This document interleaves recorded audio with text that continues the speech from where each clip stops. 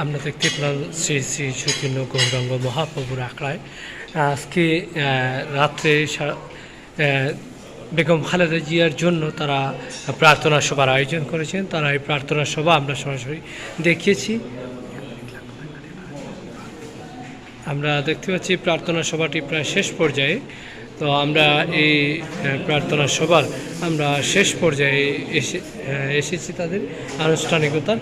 তো আমরা শেষ মুহূর্তে আমরা একটু অপেক্ষা করছি। আমরা প্রার্থনা সভার শেষ মুহূর্তে তারা যে বক্তব্যটি দেন, যে প্রক্রিয়া রয়েছে, যে আমরা দেখতে পাচ্ছি তারা রয়েছেন।